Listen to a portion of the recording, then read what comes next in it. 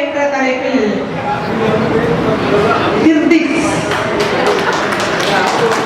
செல்வன் கிருத்திஸ் அவர்களை பேசுவதற்காக அன்போடு அழைக்கிறோம். பேசுங்கள்.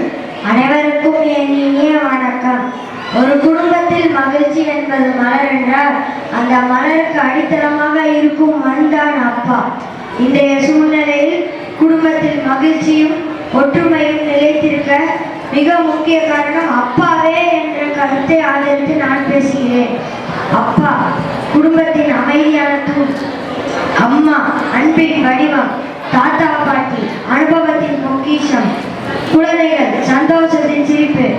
ஆனால் இவர்கள் அனைவரையும் தாங்கி நிற்பது யார்? குடும்பத்தை அமைதியாக நடத்துபவர் யார்? தன் கனவுகளை ஒதுக்கி குடும்பத்தின் எதிர்காலத்தை சுமப்பவர் யார்? நடுவர்களே, அவர்தான் அப்பா.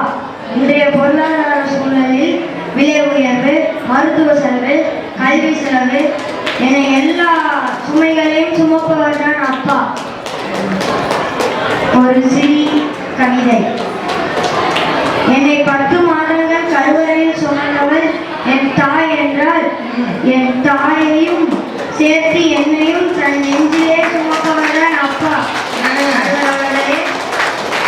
தன் குடும்பத்துக்காக வாழும் தியாகி அவர். குழந்தைகளுக்கு கல்வி, ஒழுக்கம், தைரியம், பாதுகாப்பு இவை எல்லாவற்றிற்கும் அடித்தளம் அப்பா. அப்பா ஒரு பாராட்டப்படாத நாயகன்.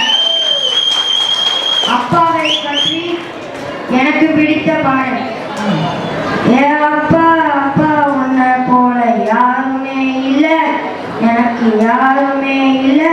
உன் கைவீரல பிடிச்சு நடந்த காலம் மறக்கல, அந்த காலம் மறக்கல. 10 மாதம் தான் சொன்னா மொத்தத்தை நீ சுமந்து நித்தரத்தை வேவசி வளர்த்த சாமி. துன்பங்களை நீ சுமந்து இன்பங்களை எனக்கு தந்து நம்பிக்கையை ஊட்டி என வளர்த்த சாமி. ஆதரவா நீ இருந்த ஆலமரம் போல் இருந்த தாடி மீசவத்தில் வந்த தாய் நீ அப்பா. அப்பா இருக்கிறார் என்ற ஒரே நம்பிக்கை ஒரு குடும்பத்தில் பயமில்லாத சூழ்நிலையை உருவாக்குகிறது. மாண்புமிகு நடுவர் அவர்களே, அப்பா இல்லாத வீடு இருக்கலாம், ஆனால் அப்பாவின் பங்கு இல்லாத மகிழ்ச்சியே இல்லை.